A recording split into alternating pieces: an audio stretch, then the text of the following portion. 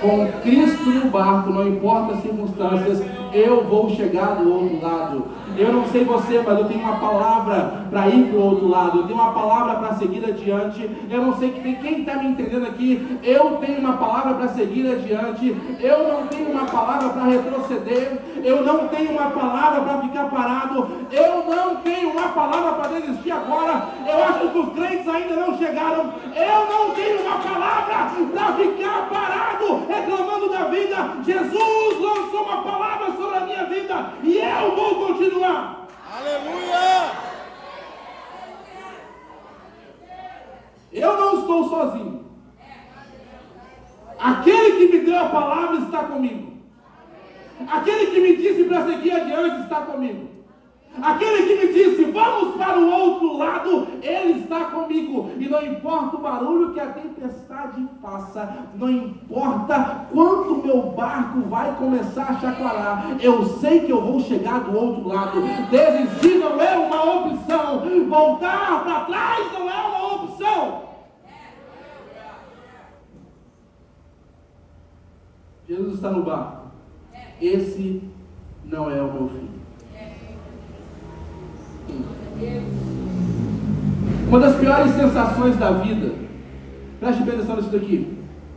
Uma das piores sensações da vida é se sentir incapaz de fazer algo. Há 2 semanas atrás, eu machuquei o meu joelho de uma forma muito boba. Não foi jogando bola, não foi jogando vôlei, não foi correndo. Simplesmente eu pisei na escada do seminário para subir, meu joelho fraquejou e depois disso eu fiquei praticamente 1 semana com dificuldade de subir a escada, com dificuldade de me mover, e hoje ainda meu joelho não está 100%, 98,5%, mas está melhorando pouco a pouco. E é interessante como que a gente só para perceber o valor das coisas quando essas coisas começam a faltar.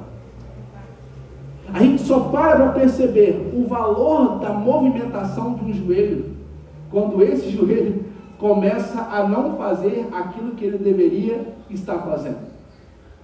E é muito ruim porque isso traz uma tristeza para o seu coração. Porque você vai subir uma escada, de repente você percebe que você não tem a força que você precisa para chegar do outro lado. Você tem um objetivo, você tem um lugar, você tem um alvo, que é sair do lugar onde você está e chegar num lugar mais alto. Mas quando você tenta chegar, você percebe que você está sem as ferramentas necessárias para chegar naquele lugar. E essa é uma das piores sensações que existem. A sensação da incapacidade. A sensação de se sentir impotente diante de uma situação. A sensação ou a consciência de você olhar para si mesmo e perceber que tudo que você sabe não é o suficiente para resolver essa situação que você está passando.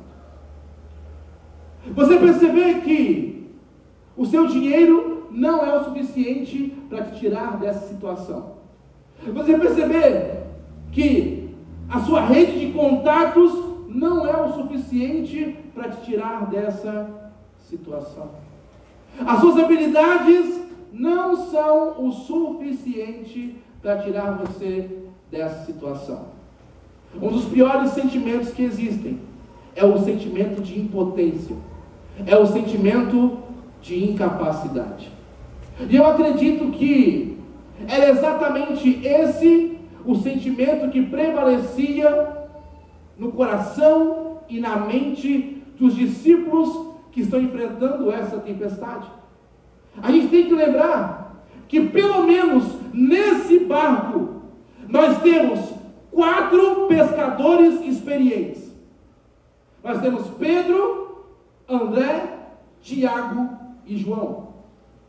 Caras habilidosos. Homens que estão acostumados a lidar com as tempestades. Porque apesar da Bíblia dizer que a tempestade veio de repente, todos os comentaristas dizem que é muito comum essas tempestades do nada acontecerem no Mar da Galileia. Então, apesar da tempestade ter sido de repente, não era a primeira vez que eles estavam passando por aquela situação. Só que o que parece aqui é que, por mais que eles tinham experiência de pesca, por mais que eles tinham experiência na direção do barco, por mais que eles tinham experiência até mesmo em lidar com as tempestades, essa tempestade era diferente. Essa tempestade, pelo jeito, não poderia ser confrontada simplesmente pela experiência que eles tinham. E eu fico me perguntando, que tipo de tempestade é essa? Que fez com que homens experientes começassem a chorar como crianças dentro do barco. Uma tempestade que faz com que homens que estão acostumados a lidar com o mar revolto fiquem desesperados. Seria equivalente você entrar na sala de cirurgia com um médico super experiente encostado no canto dizendo: eu não sei o que fazer. Eu não sei o que fazer. Se o médico não sabe o que fazer, você fala: está tudo perdido. Se o cara que está acostumado a lidar com esse tipo de situação, se o cara que está acostumado a lidar com esse tipo de pressão não sabe o que fazer, então estamos todos perdidos. E nesse momento você vê Jesus, que não era pescador, dentro de um barco, dormindo, enquanto os camaradas que eram pescadores estavam acostumados a lidar com esse tipo de circunstâncias, desesperados, dizendo: agora acabou. Agora não tem o que a gente fazer. Que tempestade é essa? Que faz pescador chorar como criança? Que tempestade é essa? Uma fala de Jesus dá uma pista para a gente a respeito dessa tempestade. Na verdade não é uma fala, mas o que Mateus diz a respeito do que Jesus fez. Mateus diz que Jesus repreendeu os ventos e o mar. Essa expressão repreender é a mesma palavra usada para se referir à ação de Jesus contra espíritos malignos. Aquela tempestade que os discípulos estavam passando não era mais uma tempestade de rotina, era um levante espiritual que eles estavam lidando.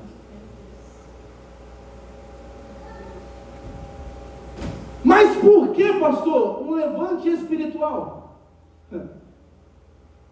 É só você continuar a história. É porque do outro lado do barco, do outro lado do Mar da Galileia, do outro lado do lago, tinham 2 homens possessos que aterrorizavam aquela região. Viviam nus no meio dos sepulcros. E esses 2 homens estavam prestes a ter um encontro com um homem chamado Jesus. Aleluia! Correntes não seguravam esses homens. Eles não se vestiam mais e se comportavam como animais. Quando Jesus chega do outro lado, Jesus bate de frente com eles. Eles vêm até Jesus pedindo clemência. Jesus os expulsa. Agora aqueles 2 homens que viviam nos sepulcros, que viviam como animais e sem roupa, agora são encontrados vestidos, conversando e com um propósito na vida. Eu não sei se você está me entendendo, mas pare de lidar com essa tempestade como se fosse algo natural. Comece a discernir o mundo espiritual. Deus te deu uma ordem para avançar. Há uma palavra de Deus para você não parar. Esse que você está lidando e até agora você não entendeu, não é de ordem natural, é de ordem espiritual, e é tempo de se levantar e dar uma palavra de ordem, porque você vai chegar do outro lado.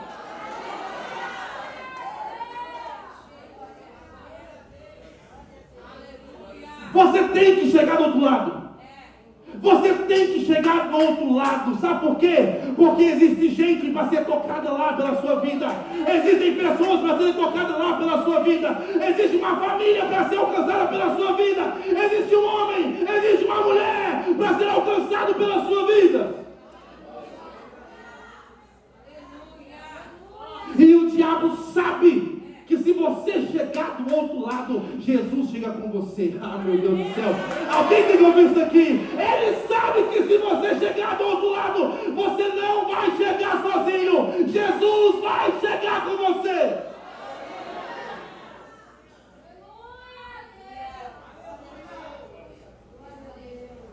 E se Jesus chega com você,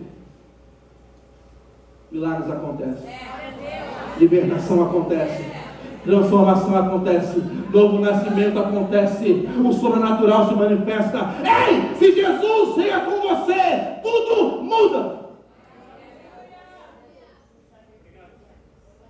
Você fala, pastor, eu já tentei fazer de tudo. Pastor, eu já tentei usar todos os meus recursos. Pastor, eu já enfrentei tempestades antes, mas essa é diferente, é porque essa não é de ordem natural, é de ordem espiritual. A gente precisa parar de ser cético com as coisas do mundo espiritual. A gente tem que ter cuidado para não racionalizarmos tudo. A gente não pode espiritualizar tudo. Pastor, o que é espiritualizar tudo? Aí eu estou andando aqui, chutar o microfone, cair no chão e falar assim, Satanás está furioso. Não, fui eu que chutei o microfone. A gente não pode espiritualizar tudo. Mas nós precisamos ter uma visão espiritual de tudo. Nós precisamos ter discernimento espiritual. Uma tempestade se levanta. Uma tempestade tão grande que assusta esses homens. Coloca esses homens simplesmente como amadores. Sabe o que é mais interessante? É que eles só enfrentaram essa tempestade porque estavam em obediência a Cristo.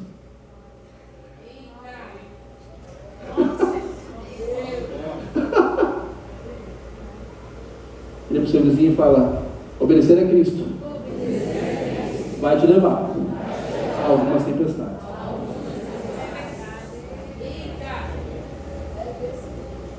E isso nos ensina algumas coisas.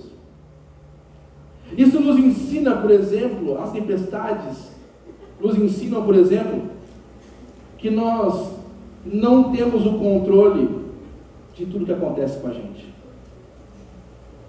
As tempestades na vida nos ensinam que nós não temos o controle de tudo que acontece com a gente. A vida é cheia de incertezas. Por isso que eu preciso me firmar na maior de todas as certezas. Que é o quê? O Senhor é meu pastor. Não lutarei falta. Aquele que habita no esconderijo do Altíssimo, a sombra do Onipotente descansará. Não importa onde eu esteja, eu sei que Ele está comigo. Eu sei que Ele cuida de mim. Eu sei que Ele não me abandona. Não há nada que vá me separar do amor de Cristo. Ele disse que estará comigo todos os dias da minha vida. Jesus é o ponto fixo no universo instável. As tempestades da vida também me ensinam que obedecer a Cristo vai me levar para algumas tempestades. Vai me fazer passar por algumas turbulências. Obedecer a Cristo, infelizmente, vai fazer você perder algumas amizades. Obedecer a Cristo, se te formar, vai te fazer perder algum dinheiro. Obedecer a Cristo vai te colocar, às vezes, como objeto de zombaria das pessoas.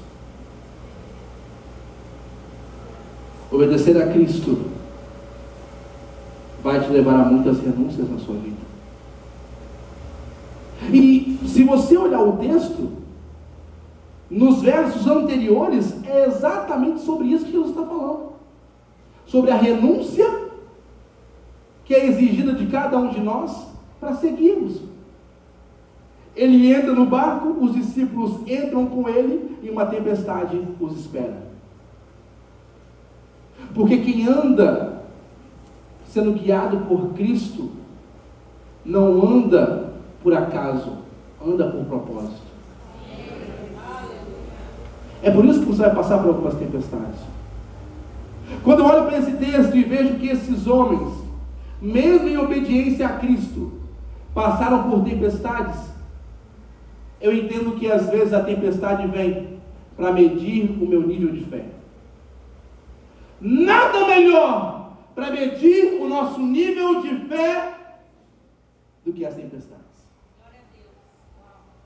Nada melhor para medir os nossos níveis de fé ou o nosso nível de fé do que as pressões da vida.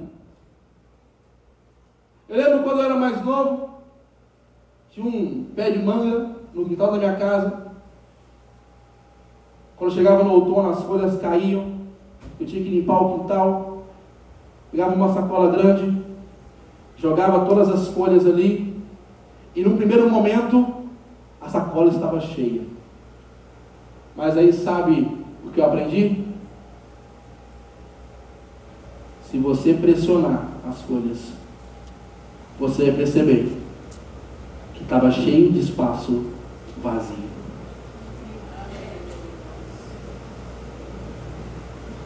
As pressões da vida mostram exatamente em qual nível a nossa fé está. As pressões da vida mostram exatamente o quão comprometidos nós estamos para chegar do outro lado. O quão comprometido nós estamos para continuar. A igreja de Cristo não chegou até aqui por causa das pessoas que desistiram.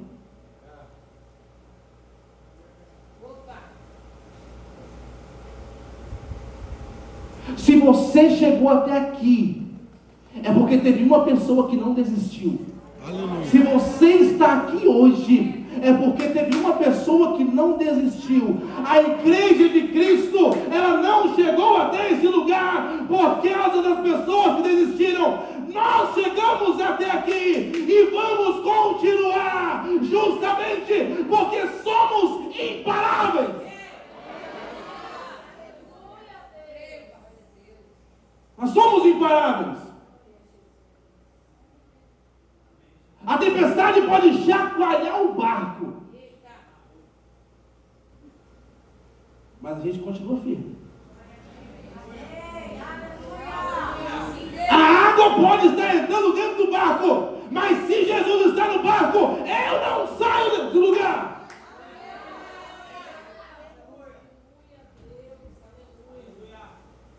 Porque o melhor lugar para estar, mesmo numa tempestade, é onde Jesus está. Se Jesus está no barco, o melhor lugar para eu estar não é em terra, é dentro do barco. Ah, meu Deus do céu. Talvez você está falando assim, eu podia ter ficado em terra. Nem me cabia nesse barco, eu insisti para vir. Eu insisti, era para eu ter ficado lá atrás. Era para eu ter ficado lá naquela velha vida.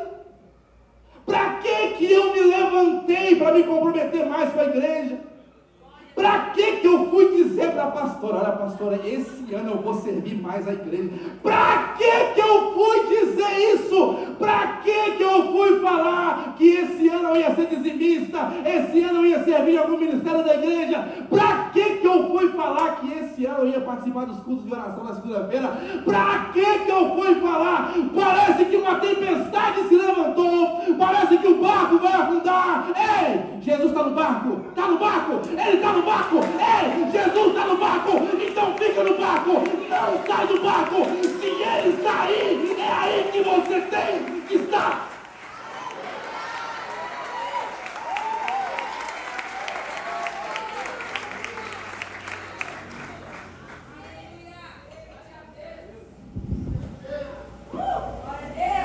Se Ele está no barco, pode estar a tempestade comendo solta, pode ter água entrando dentro do barco, mas você está no melhor lugar. É por isso que as tempestades da vida também nos ensinam a valorizar o barco. Aleluia, Jesus. Sabe o que é o barco? É aquilo que te dá estrutura na vida. As tempestades da vida ensinam o marido a valorizar a esposa. Porque todo mundo vaza. Quem fica do seu lado é só ela. As tempestades da vida ensinam a esposa a valorizar o marido. Glória a Deus. Porque suas amigas de fofoca tudo vão embora. E quem fica lá como ombro para você chorar é esse camarada. As tempestades da vida ajudam você a valorizar a igreja. Porque você vive numa filosofia de que eu não preciso de ninguém. For lá para o culto, acaba o culto, eu vou embora. Mas aí vem uma tempestade na sua vida. Quem é que aparece lá para te ajudar?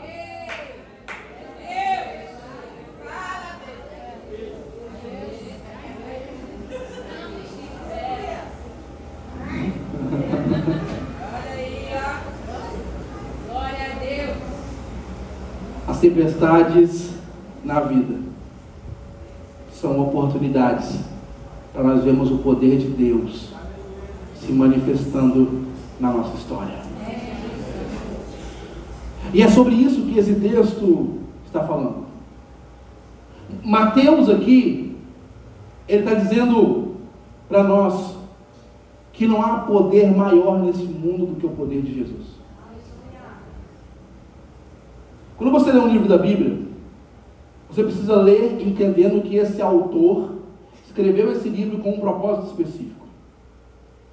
Em Mateus capítulo 5, 6 e 7, que é conhecido como o Sermão da Montanha,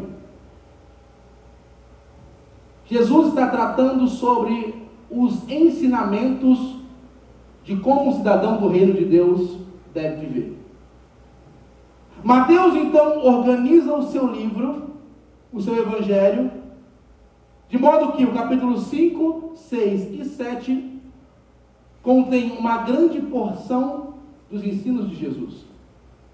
Nós passamos aqui mais de 2 meses falando sobre as bem-aventuranças.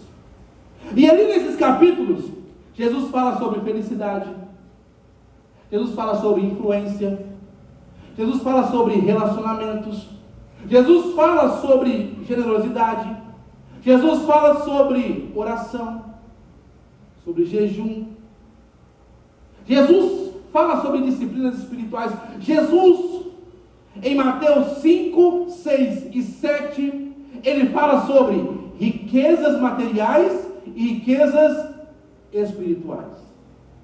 E no final, ele diz o seguinte: aquele que ouve as minhas palavras e não as pratica é como um homem que construiu a sua casa sobre a areia. Vem a chuva, vem a tempestade. Meu Deus.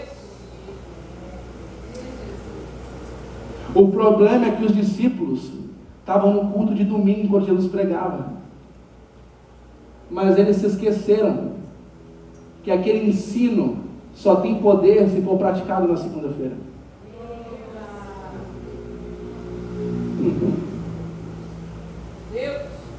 Jesus fala o seguinte: olha, tudo que vocês ouviram só vai ter efeito na vida vocês se for praticado. Se não for praticado, vai ser como uma casa construída na areia.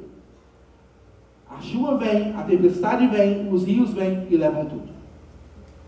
Agora, se você praticar, vai ser como uma casa construída na rocha, bem fundamentada. Vai vir tempestade, vai vir chuva, vai vir rios. Espera aí, tempestade vem para quem não pratica e para quem pratica? Vem. Tempestade vem para todo mundo.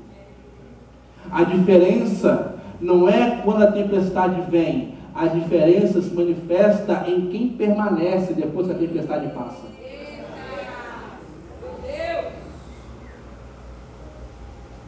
Agora, no capítulo 8 e 9, se você depois ler com atenção, você vai perceber que Mateus sai da seção ensinamentos de Jesus e entra na seção o poder de Jesus.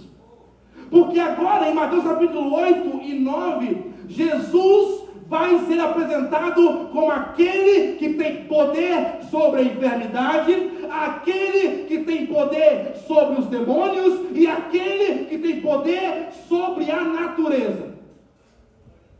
O que Mateus está mostrando para nós e para os primeiros leitores desse livro é o seguinte: Jesus não é apenas a fonte de toda a sabedoria, Ele é também a fonte de todo o poder. Diante de Jesus, a enfermidade tem que se dobrar. Diante de Jesus, os demônios têm que se dobrar. Diante de Jesus, o mar, os ventos têm que se dobrar.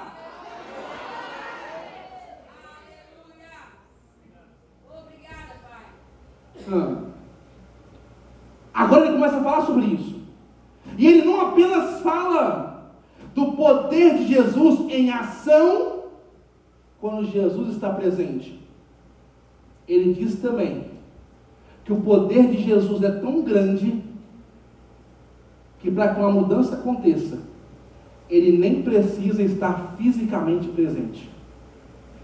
Basta que ele envie uma palavra até aquele local.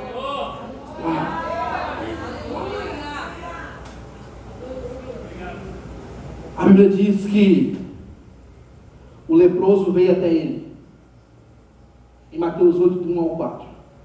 Um leproso veio até ele. Ele tocou nesse leproso. E o leproso foi curado. A Bíblia diz que a sogra de Pedro estava doente. Jesus tocou nessa mulher e ela foi curada. Agora olha que extraordinário. A Bíblia diz que um centurião veio até Jesus e disse: Senhor, meu servo está doente, ele está à beira da morte. Jesus então fala: eu vou lá com você. O centurião faz assim: não. Quem sou eu para te receber na minha casa? Mas aqui, eu não sou digno de te receber na minha casa, mas eu entendo de autoridade. Eu sou chefe de 100. Eu estou debaixo da autoridade do governo romano. E eu tenho debaixo da minha autoridade 100 soldados. Eu entendo de autoridade de Jesus. Porque quando eu falo vai, o meu soldado vai. Quando eu falo vem, ele vem. Jesus, eu sei que você está debaixo da autoridade. O poder de Deus está sobre você. E eu sei que a enfermidade, que os demônios, eu sei que a natureza, eu sei que toda a criação está debaixo da sua autoridade. Então você não precisa ir lá. Manda apenas uma palavra, porque eu sei que pela sua palavra a cura se manifesta. Uau! É só uma palavra, Jesus. É só uma palavra. Porque a sua palavra declarada tem o mesmo peso da sua presença manifesta. Ah, meu Deus do céu, eu preciso de pelo menos 3 pessoas aqui. Ei, Jesus, a sua palavra declarada tem o mesmo peso da sua presença manifesta. Eu não preciso que o Senhor se manifeste fisicamente nesse lugar. Eu sei que o Senhor está aqui, mas eu também sei do poder da sua palavra. Eu só preciso de uma palavra.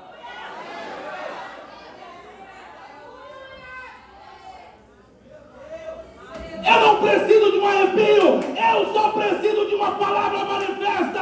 Eu não preciso sentir nada, eu só preciso de uma palavra manifesta, revelada.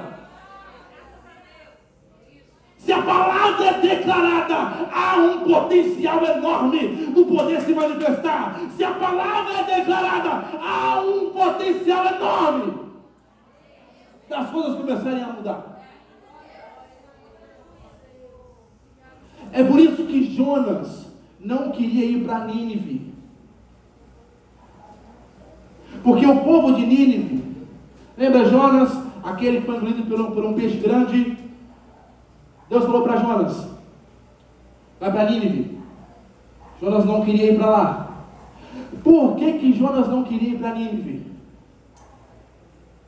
Porque Deus tinha dito para Jonas ir lá naquela cidade. Nínive era uma cidade má, era uma cidade pecadora, era uma cidade que só tinha feito mal para o povo de Israel. Mas Deus fala, vai lá em Nínive e fala para eles que se eles não se arrependerem, o juízo virá sobre aquela cidade. Jonas não quis ir, sabe por quê? Porque ele sabia que enquanto há pregação, há chance de transformação. Enquanto há pregação, há chance de transformação. Enquanto há pregação, há chance de transformação. Enquanto há pregação, há chance de transformação. Era por isso que ele não queria ir. Porque ele sabia que quando ele abrisse a boca para falar o que Deus tinha dito, não ia ter volta. As coisas iam começar a mudar. Gente pecadora ia começar a se arrepender. E Jonas não queria isso. Ele queria que eles fossem punidos pelos pecados deles. Mesmo na sua rebeldia, Jonas sabia de uma coisa. O que é, pastor? Que a palavra declarada tem o mesmo peso da presença manifesta. Deus não precisou ir lá. Deus mandou um para pregar. Ei, Deus não precisa botar um anjo lá na sua empresa para as coisas mudarem. Deus já colocou você naquele lugar. Ei, Deus não precisa se manifestar na sua casa. Ele já colocou você naquele lugar.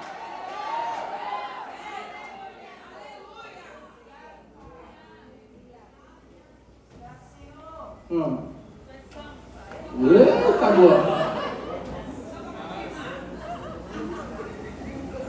As corujas vão glória a Deus.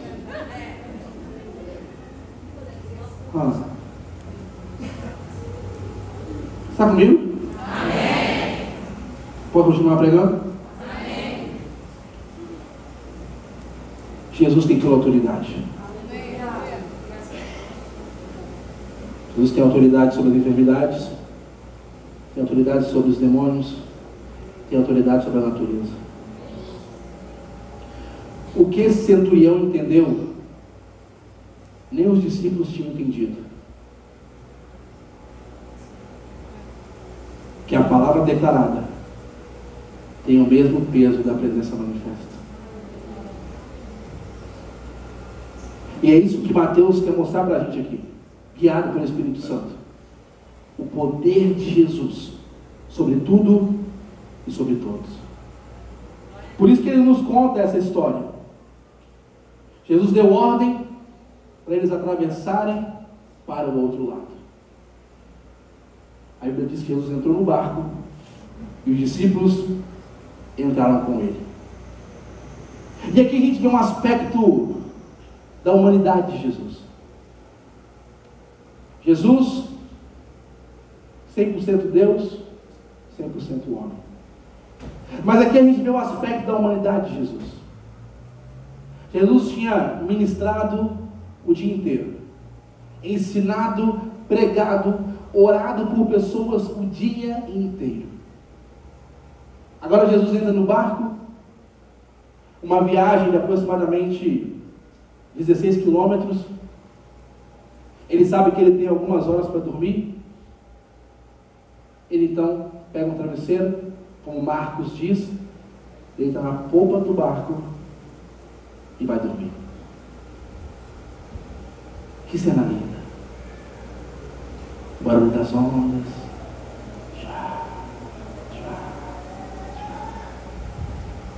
Os discípulos remando.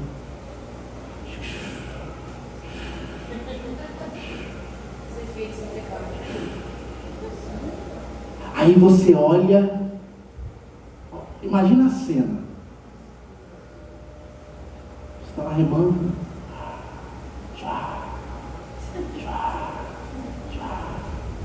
E aí você olha para a polpa do barco.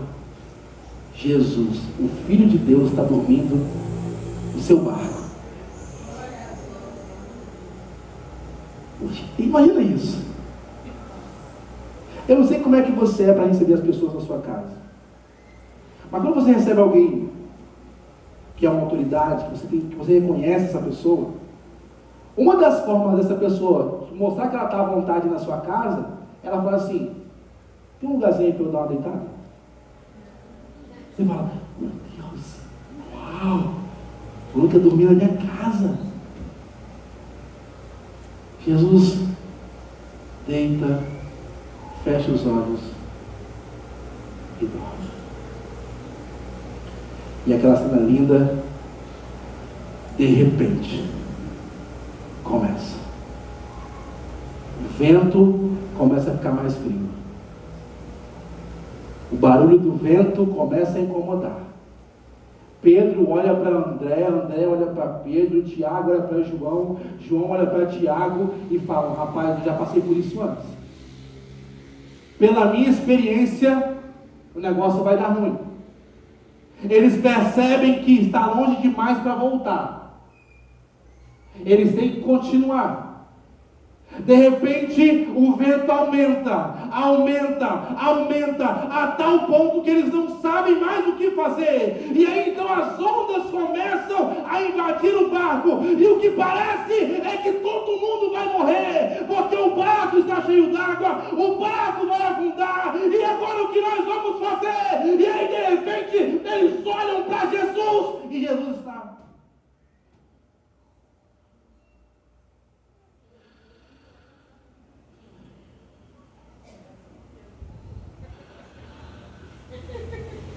A câmera se volta para o barco e tem discípulo correndo: pega um balde d'água, tira essa água daí, meu Deus do céu, ajuda aqui, ô Pedro, vem para cá, corre. A câmera volta para o outro lado do barco. Jesus.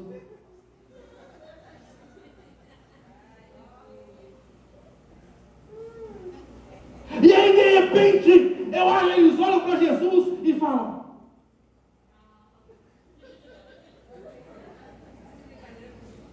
não é possível. Quem seria capaz de dormir numa situação como essa? Quem seria capaz de descansar num aperto como esse? Quem seria capaz de dormir tranquilo, sabendo que tem conta para pagar no outro dia e não tem nenhum dinheiro para entrar também no outro dia?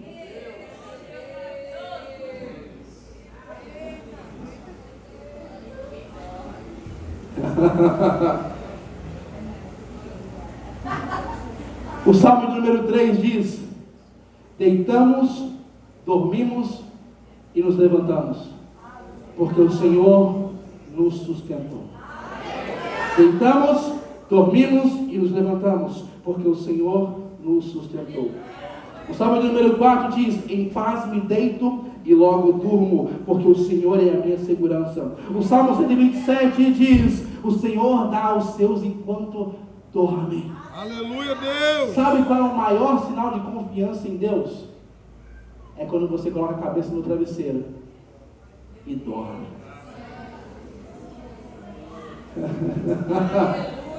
É porque você está dizendo o seguinte: Senhor, não sei o que fazer, não tenho poder para mudar isso daí, então a única coisa que eu posso fazer é dormir. Essa é a maior prova de confiança em Deus. E aí então eles chegam até Jesus com o desespero deles e dizem: Senhor, salva-nos, vamos morrer. Como Pedro, como Marcos disse: o Senhor não se importa que a gente morra. Às vezes parece que Deus faz exatamente isso com a gente. Não é possível. Não é possível que Deus não está vendo esse barco encher d'água. Não é possível que eu não vou ver nada acontecendo na minha vida. Aí você vê um recebendo resposta de oração do seu lado, 10 mil, um recebendo resposta de oração do seu lado, 10 mil recebendo resposta de oração à sua direita, mas você nunca é atingido. E aí você fala: rapaz, Senhor, o problema é comigo. O que está acontecendo? Todo mundo está chegando do outro lado, e só eu que não estou chegando do outro lado. Eles chegam até Jesus desesperados: Senhor, tira a gente dessa, porque a gente vai morrer. Se o Senhor não nos tirar desse lugar, a gente vai morrer. Meu Deus.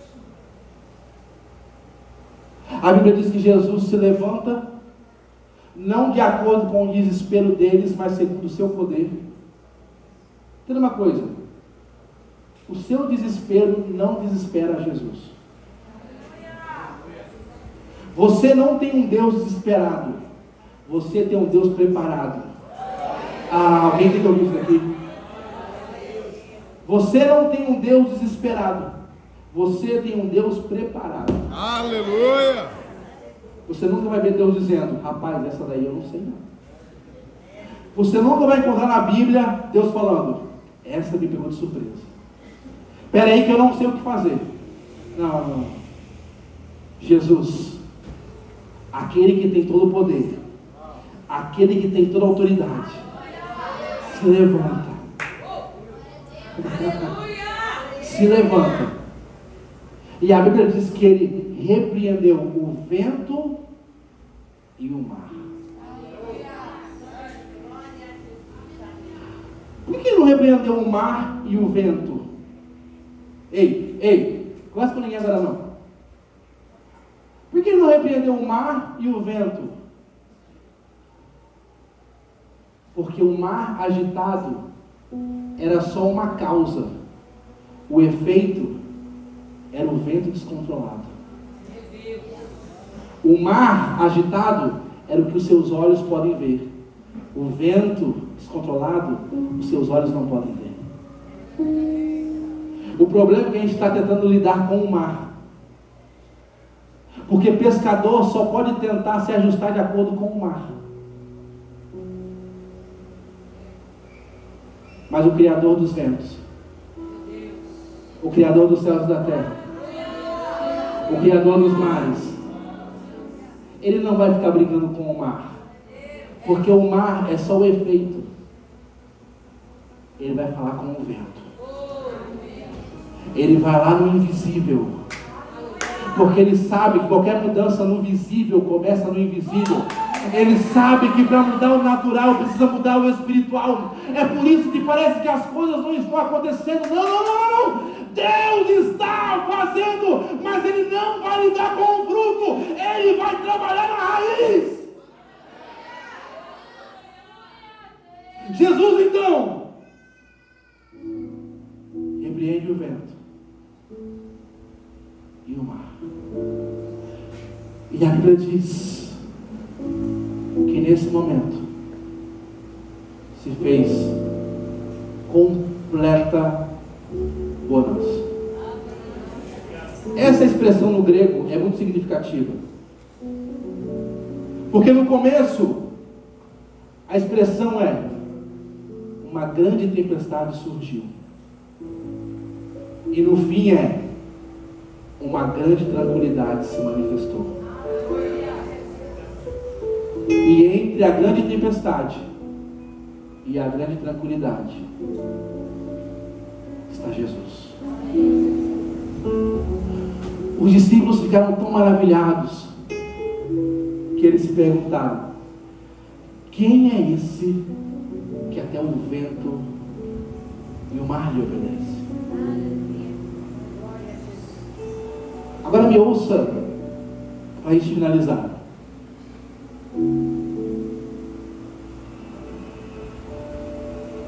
Essa história,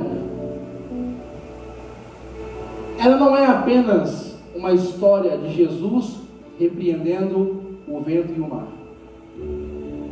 Essa história, ela tem um significado muito maior. Porque, como eu disse, o que Mateus quer mostrar aqui é que Jesus tem autoridade sobre as enfermidades, sobre os demônios e sobre a natureza. Mas Jesus, Ele é maior e melhor do que qualquer história que você já leu do Antigo Testamento. Sabe por quê?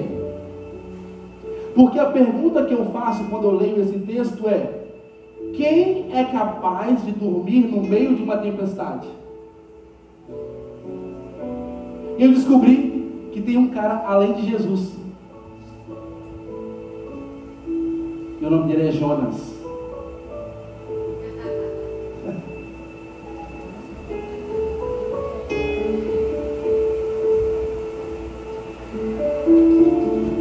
Deus disse para Jonas: Jonas, eu quero que você vá para Nínive pregar naquele lugar. Mas Jonas foi para Tarso, totalmente oposto, em desobediência a Deus. Enquanto Jonas estava no barco em desobediência a Deus, indo para um lugar contrário ao que Deus o havia enviado, uma tempestade vem sobre o barco. Uma tempestade tão grande a ponto de afundar o barco. E aí então, os marinheiros, cansados de remar, descem ao porão do barco. E lá no porão encontram um homem dormindo tranquilamente. Quem era? Não era Jesus, era Jonas. Jonas então é acordado, levam ele lá para cima, a história se desenrola e Jonas fala o seguinte: vocês querem que essa tempestade seja acalmada? Eu estou em desobediência ao Deus Todo-Poderoso, que tem controle sobre os ventos e sobre o mar. Faz o seguinte: já que vocês me acordaram, quer que parem com tudo isso? Me joguem no mar.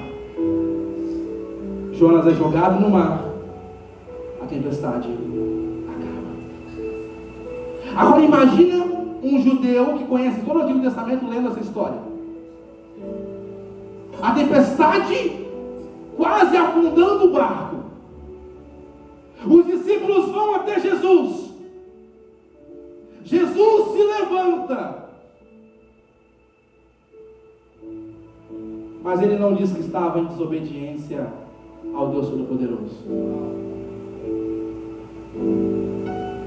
Pelo contrário, ele demonstra que ele é o Deus Todo-Poderoso.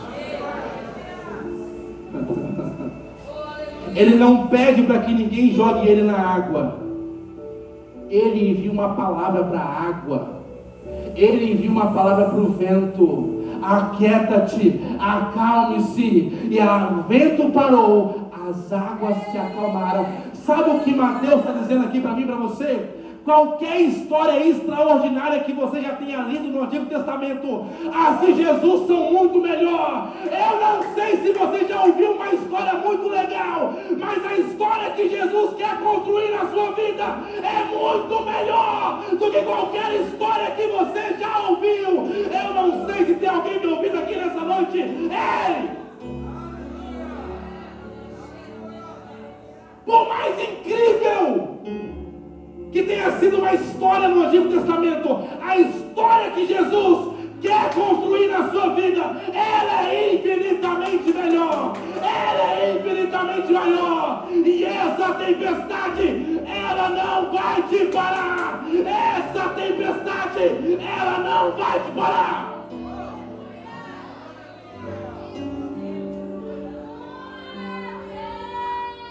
Eu não sei você, mas eu vou chegar do outro lado. Eu não sei você, mas eu vou chegar do outro lado. Eu não sei se tem alguém comigo aqui nessa noite, mas eu vou chegar do outro lado.